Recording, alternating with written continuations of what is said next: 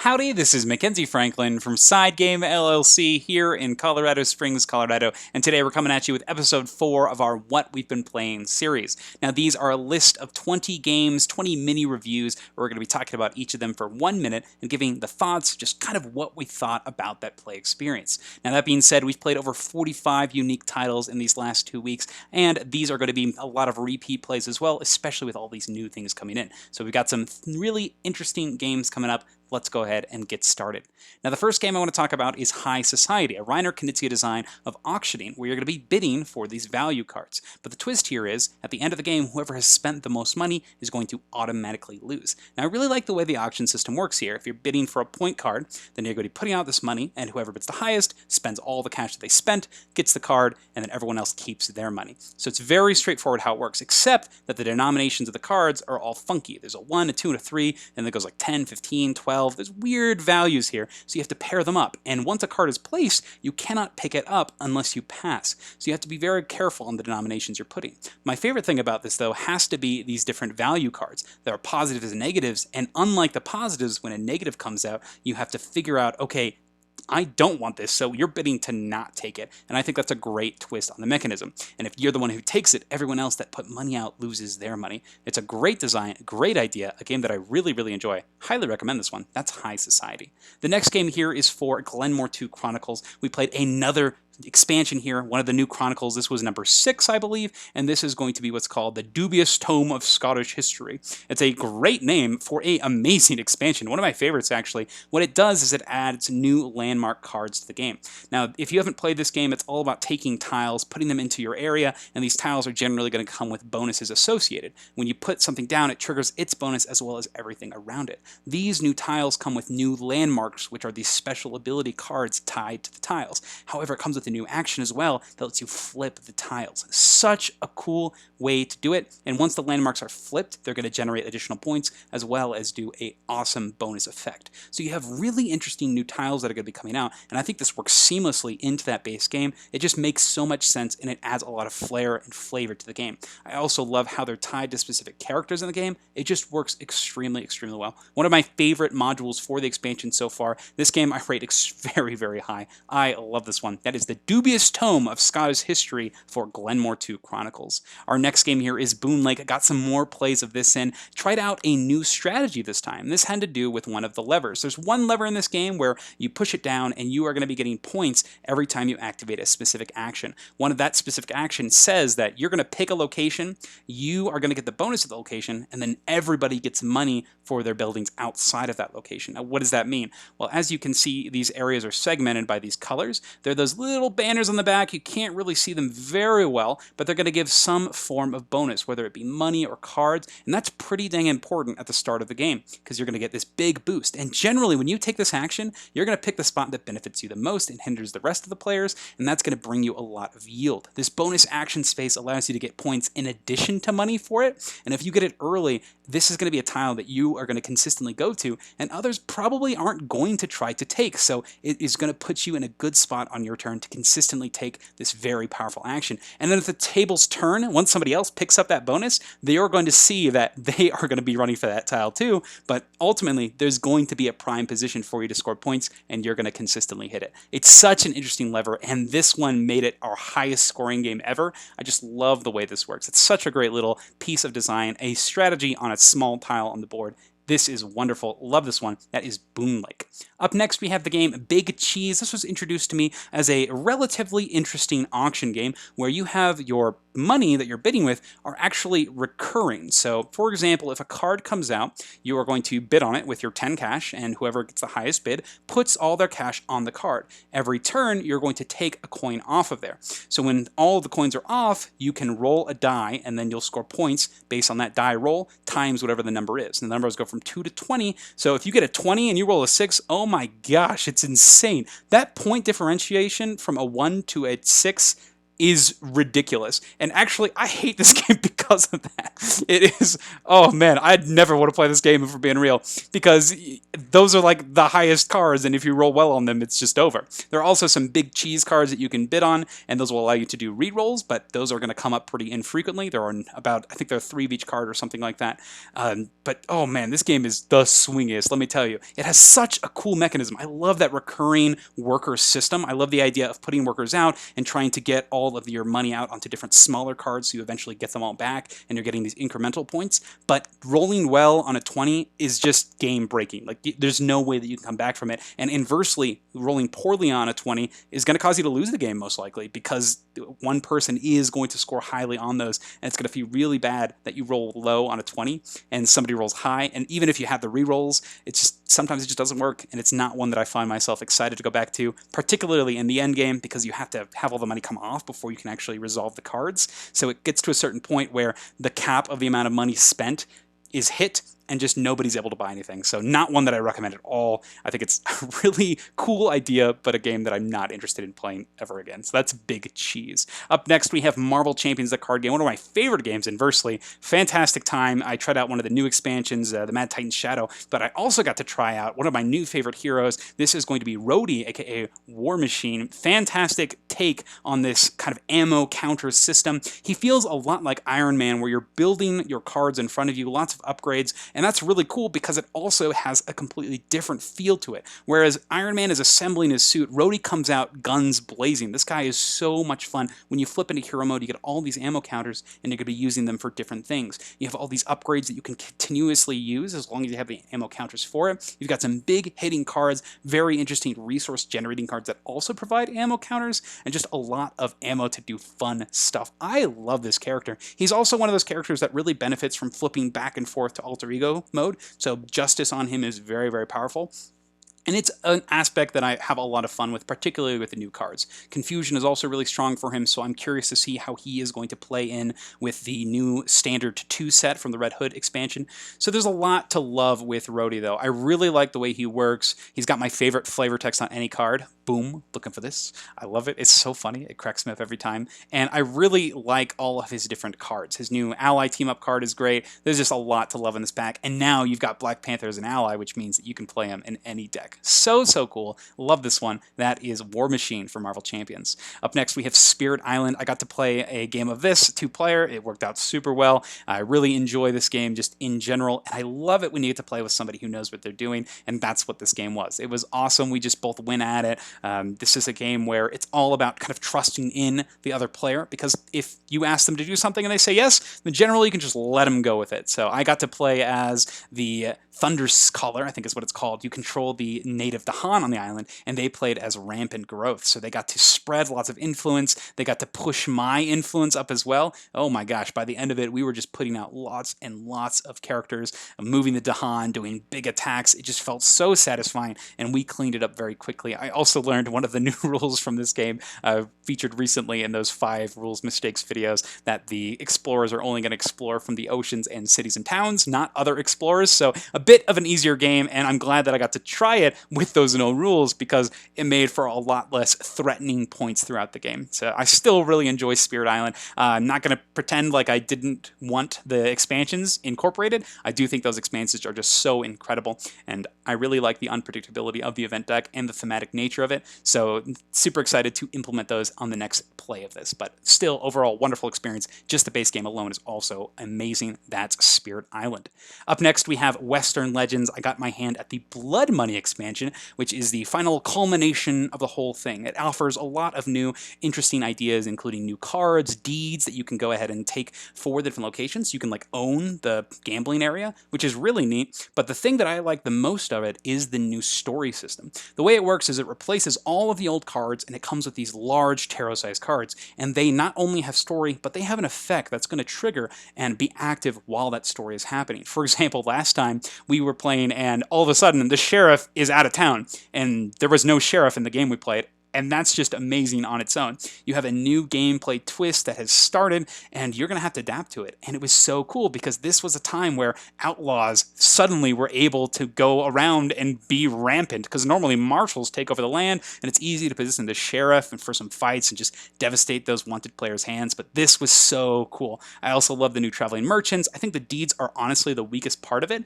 because they are a new endgame scoring area, but I just don't think they're as strong as the other avenues. But still a great time. That's Western Legends Blood Money. Up next, we have Abyss, another amazing game of negotiation and card play, but not really negotiation in the fact of actually talking to other players, but more so negotiation thematically. You're going to be talking to nobles, and you're going to be recruiting those nobles into your area, as well as using their amazing special abilities. I play this with a lot of kids, and it was their first time playing it, and it was really funny to see them kind of interact with the cards and understand and put things together, and it was really funny because they really enjoyed fighting the monsters. They played the Leviathan expansion, got to go hunt krakens, but they didn't quite understand that when you fished, you were giving a lot of options to the others, especially in the early turns. After a couple turns had gone by and certain kids were picking up whole stacks of these character cards into their hands, they were like, whoa, how did you get so many cards? We kind of brought it back and said, oh my gosh, it's from all the fishing you guys are doing. And it was really funny to kind of reference back to that. And they got to learn and understand how the mechanisms kind of tied together throughout the game. It was such a wonderful experience, and they had such a good time. We had a lot of, Kraken Slayers. It was so, so cool. Sorry, Leviathan Slayers. Oh, it was just such a great time. So happy to see them enjoy it. That's Abyss, a wonderful time.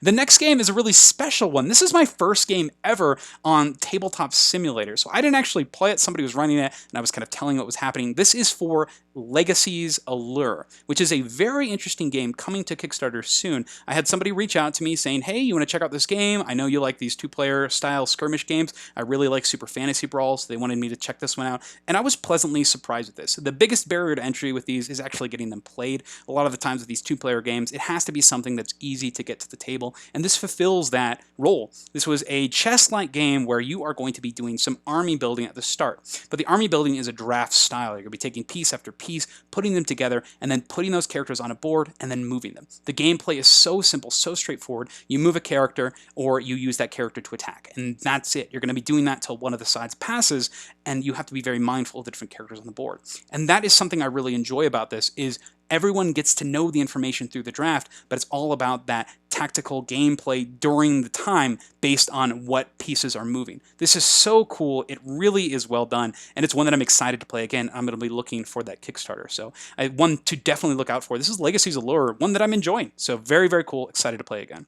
Up next, we have Cartographers Heroes. This one here has you playing as an upgraded version of the original Cartographers with the titular heroes. These are going to be single squares that you're putting on your board that defeat villains right away. Now, the villains are my favorite part of the expansion for sure. I love how the new monsters are going to have special abilities tied with them, but I also really like the new map packs. I got to play through all of them, and my favorite one definitely has to be this one here, the different islands. I forget what it's called, but you have these different areas you're exploring. On your turn, you can cross off one of your coins to connect to a new island, and it becomes a new place where you can start exploring and placing pieces. This is so satisfying. It feels so good because this really brings the actual polyomino shapes into the forefront. Normally, honestly, you could have put pieces anywhere and it never really felt that bad, but here the space is so tight and so constricted that it actually feels like you're making really, really smart and clever decisions. I really like this expansion. If you like Cartographers, get this map pack. Absolutely wonderful. So that is Cartographers Heroes. Up next, we have Role Player Adventures, an RPG-style game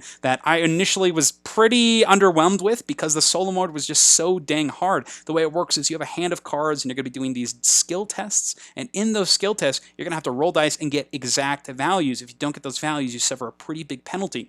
And in a skill test, you just have one chance to do it and you're done. You're going to be using the cards in your hands to try to mitigate the results of these skill tests. In a solo mode, you have your hand of cards. That's whatever you started with the character you chose, but that's it. With the multiplayer game, though, I did get to play two-handed of it a little bit. This seriously alleviates the problem, and it really makes me think as to why they don't just give you more cards in the solo mode to start. I think you should get at least 2 times as many, because that's what basically happens in the two-player game. You have 2 players with twice as many cards, but each of them only gets 2 card plays, but that's fine because you just have so many options between you two. So if I were to recommend this game, don't play it single-handed solo. It is honestly pretty much you're just there for the story, but if you're playing that 2-player version, you actually have a chance at some of these skill tests, and it's a lot more satisfying. So that's my initial thoughts on Roleplayer Adventures, but the writing of the story, amazing, super excited to keep on playing, one that I am enjoying, particularly with that two-handed mode. Up next, we have the game Dixit. This game here is so much fun. It is so good at what it does, and it's so awesome because it is not only language independent, but it's just a great time, and it's so accessible, so approachable. It's fun. You get to make connections with the people at the table as you try to confuse them. The way it works is you'll have a card, you'll give a clue about it, and then everybody is going to pick a card in their hand that kind of matches that clue. They're going to try to deceive all the other players by choosing a card that's going to throw them off. As the clue giver, you want to give a hint that's not too obvious, but one that at least one other person's going to get, but not everybody, because that's how you actually score the points. So there's a lot of cleverness here with the clues that you get and trying to kind of suss out who at the table is going to get your secret clue. This is so neat because it's not just a phrase you can give a clue. You can sing, you can give sound effects. Oh man, I played this game the other day and just was grunting at certain points, but somehow getting the clues across. So fantastic. Lots of fun. I just think this is such a clever design. The artwork is whimsical. Get a couple of the expansion packs for more artwork just so that you have some more variance and variety, but one that I still enjoy and is still a hit. Love this game. That is Dixit. Up next is the board game 10, a very quick game of set collection. You're trying to get runs from 1 to 9. If you get the full set, you get an additional point, but this whole game is about pushing your luck. Now, the way it works is you flip a card from the top of the deck, and you're trying to not get to 10 or higher. If you do, you bust. Now, if you get these little bead cards, it's going to minus that number of beads from your total, and you're trying to just gather a bunch of cards. And that's really it. You're gathering cards, you're doing stuff. If you do bust, however, you get a bust token, which is a currency, but if you don't bust, you take all the cards as well as go to a market phase. Now, these market phases, you can spend your money to get any of the cards that have been lost due to busts, and you just pay whatever the cost is in currency. It's a very simple system in the way it works, but the really cool twist here is there are going to be some cards that are wilds, and as soon as wilds show up, no matter whose turn it is, you're going to stop and do a auction phase, and every player is going to use that currency they've collected to bid for these. So it's all about knowing and anticipating when that currency is going to be valuable, knowing when to spend it, knowing when to collect it, and picking up those wilds because those are just so important. It's a neat little game, one that's super interesting. I only got to play at a 2-player count, but it's one that I would like to try again. I don't think it's my favorite game in the world, particularly because it can be pretty dang punishing at times, but I think that this is one that I am enjoying and I'm excited to try again. So those are my quick initial thoughts on 10. Up next, we have Too Many Bones. I got to play 2 more games of this. Oh, one of my favorites. I absolutely love Too Many Bones. I got to play as Tantrum here, and normally my wife plays as Tantrum, so I got a chance, and she got to try out Gilly, but Tantrum just remains to be hilariously funny. He's got this anger management track that you're going to be managing to either use to stun key enemies or to defeat little ones if you just need to do a bit of positioning, but I love this aspect of managing the track. He also has a lot of really cool equipment that's going to go on him that reacts to whenever he takes damage. Super cool. I also got to play as Gasket, and I think Gasket is also just a lot of fun. Lots of different modulations and choices when it comes to his upgrades. And I love that you are constantly getting upgrade dice with Gasket as opposed to the standard stats, because that opens for a lot of fun play. He has some cool modifications that you're going to get to roll every turn regardless of decks, and I think that's so much fun. His little programs, there's just a lot of cool things to do with these characters. So super pleased, super impressed. Still one that I'm really enjoying. That is Too Many Bones. Up next, we have Lair, Land, and Sea, a lane-based combat system game where you have 3 areas of war, the 3 theaters of war. You have air, land, and sea. On your turn, you're going to be playing cards into those areas, and by the end of it, once all players have played their 6 cards, you want to make sure that you're winning in at least 2 of those 3.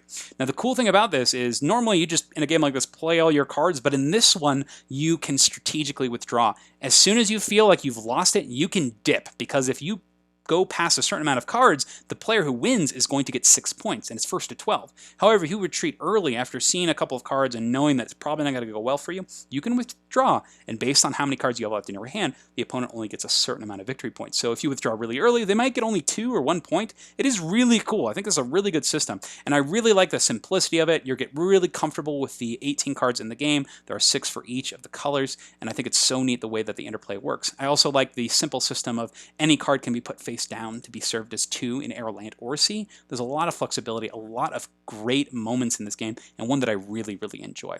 Up next is Blood Bowl Team Manager, another game that's very similar to Air, Land, and Sea, actually, where you're going to be fighting in these different lanes that are actual football games. Now, these are called headlines, I believe, and the way it works is when you play a character, it's going to trigger its impact icons. It could tackle the opponent's teams, it could take the ball for some extra strength, it could also do all sorts of funky things. Now, I really like this game. I think it's super fun, super hilarious. The theme is very much a Blood Bowl style of game where it's this fantasy football, but to the extreme. It's the Warhammer universe, so some very creepy, scary guys. I played as these characters that like to cheat a lot, and the way that worked was there are these cheat tokens on the side here, and whenever you take one, you put it on the character. At the end of the round, you reveal it. It could be extra strength, it could be fans, which are points, or it could, you got caught cheating, you could kick your character out. So it's extremely risky. It was really fun to kind of push my luck on all of these different areas and try to win as many of the zones as possible. This is such a solid system. It's such a shame that it's out of print. I do think that this one warrants attention, but oh, what a great game. The theme is so well implemented here, and it's just a great, quick-paced time. Oh, I love this one. That's a Blood Bowl.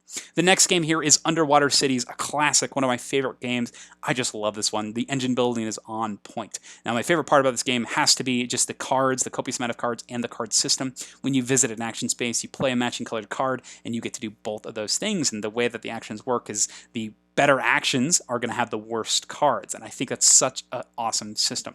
Now, I got to play this with a 3-player game, and the time frame, this game is generally pretty long in general, but the fact that you're consistently playing makes it so that you're just always engaged. I love how this works, because you go to a spot, you do the action, and usually once you place a card on a spot, the other person can just go. So you're constantly cycling through, all building your engine, and played it with my friend Dan, and he said that this is, out of all the engine building games, this is one that he really enjoys, which I think is really high praise from him because he doesn't really like these normally, but he was willing to give it a try. So I really like that this left a positive impression on him. But one thing I did find was this. This is a solo board. If you have any interest in this game, or if you like playing it solo, there's this really neat little solo board here that basically decreases the table space that Underwater City takes up and condenses it here. So check out on the BGG page to find it. And oh my gosh, this is just so cool. Gonna print me out a copy of this when I was doing research for this video.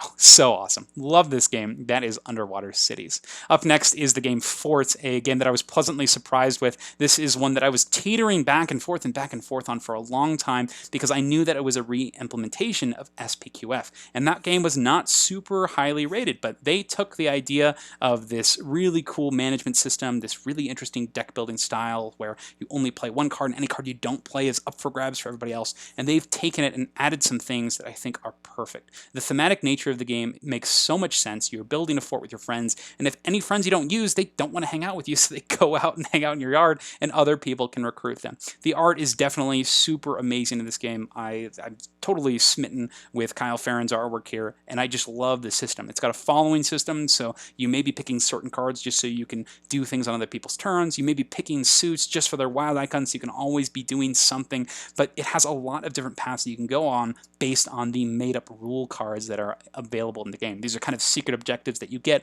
the more you build your fort. This is just such a solid game. We play with the Cats and Dogs expansion, and I'm really enjoying the Cats expansions right now. Have not gotten to the Dogs yet, but the Cats are so easy to implement. You put one out, and they are attracted to players based on the cards that you discard. So now discarding cards can be kind of good and bad, because yes, you're giving them to other people, but you get to attract that cat. If it's still in front of you on your turn, you'll get to do something really, really fun. So I love this one. This is one that I'm having a lot of fun with. I'm really engrossed by the theme and just the way it plays, one that I can see myself playing a lot in the future. Up next is Harry Potter Hogwarts Battle. We played a giant game. We have now finished all of the campaigns. We finished the charms and the potions expansion, and I do gotta say that I just think that core experience is definitely where it's at for me. I think that the progression, just kind of going from year to year, living out those experiences of the books, I think are just absolutely wonderful. When you get into the potions and charms territory, they do offer some cool abilities and effects, but I think that the potions themselves are a little bit convoluted on your turn. Based on what you've done on your turn, you're going to be adding these tokens into the different potions, and when you do that, it's going to offer these either one-time effects or immediate bonuses that you can add to your deck and use throughout the game. So there are some interesting ideas at play here, but I think that that base game experience is just so pure and so well done. I really like the way that it goes through the books and it transitions, it adds new cards, it gets you excited to play more because you get to see your characters progress and grow with their abilities and skills. It is just super well done. So if I were to recommend this game, I would say get that core box, go through those 7 years, and have a good time with it. But I do not think you need the additional expansions. But overall, this is one that I really like playing with my wife. It's just so much fun to just sit there and enjoy and talk smack to all the different villains. And this is a game where you'll see villains recur and you'll see them come out and see how they play with the game. When you play the expansions, you start seeing these villains recur a lot, and there's certain ones that come out that you just are not a fan of, and it's just a blast to play. So one of the games that I really like playing with my wife, this is Harry Potter Hogwarts Battle. And the last game on this list is Paladins of the West Kingdom, City of Crowns, a worker placement game of trying to go up all sorts of different avenues. The way it works is you'll be placing workers on a personal board as well as a main central board, but the big idea of this game is there is a resource in the form of cards out in the center that you're all fighting for. You can do the fight action where you're going to be killing the cards and getting the bonuses from them. You can recruit them and take them for scoring potential, or with this new action, you can do this negotiate card action where you can get bonuses on actions that you're working in other avenues. Now, I really like this new system in the game, the negotiate. It gives you a bit more flexibility, but also adds more competition to the center. You also have this really neat set collection aspect on the bottom here that is going to be tiered as the game plays. You want a variety of symbols for points at the end, but getting specific symbols of a certain type are going to give you immediate bonuses as well as end of round bonuses for more workers, which gives you more options. I really like the way this is integrated. Now, this is actually borrowed from Viscounts of the West Kingdom, and I think that it works extremely well here. In Viscounts, it was not something that I was excited or interested in because you had to really focus down that path, but because you were focusing in that path, you weren't going to be strong in the others, so it did not really work in that game. I have a lot of problems with Viscounts, but I think it works exceptionally well here in Paladins, and this is one that I see myself just never not playing with. I think it's an awesome addition. It adds more competition to the cards in the center, and I think that new negotiation and muster action in general, they're going to be in the center and adding more competition to that center area, and I really like that interaction in this game of that scarcity of public resources as opposed to the things on your actual board. It's going to cause more tension and just more interaction in a very, very cool and interesting way. So I really like this expansion for Paladins of West Kingdom. It's one that I'm going to always play with, I think. So amazing expansion. And those are the games. Those are the 20 mini reviews of what we've been playing for episode 4, but let's quickly go ahead and go through those 45 unique titles. So first off, we have High Society, Spyfall, Cloud Age, Startups, Glenmore 2, For Sale, Boonlake, Big Cheese, Too Many Bones, Cascadia, Marvel Champions, Maracaibo, Terraforming Mars, Cockroach Poker Royale, Cockroach Poker, Race for the Galaxy, Marvel Legendary, Hadrian's Wall, Spirit Island, Terraforming Mars, Ares Expedition, Western Legends, Root, Bullet, Hues and Cues, Startups, Abyss, Legacies Allure, Cartographers Heroes, Role Player Adventures, Dixit, YuGiOh, 10, Hanamikoji, Too Many Bones, Air, Land, and Sea, Everdell, Brass Birmingham, Blood Bowl Team Manager, Capital X 2 Generations, Biblios, Underwater Cities, Fort, Hallertau, Harry Potter Hogwarts Battle, and Paladins of the West Kingdom. I got to play a lot of games, and I got to play a lot of my favorites these last 2 weeks, and what more can I say? I'm thrilled. I'm having such a great time, enjoying time with my friends, with my family, with my loved ones. It's a blast. Go play some games, have a great time. These are just wonderful titles. What games do you think I should be starting to play next? What games from our collection would you like to see me cover on here? Any of these games that you agree with me? Any of these games that you'd like to hear more about? Please let me know down in the comments below. But thank you so much for being here and watching and for hearing my thoughts. I really appreciate it. SideGame Strong.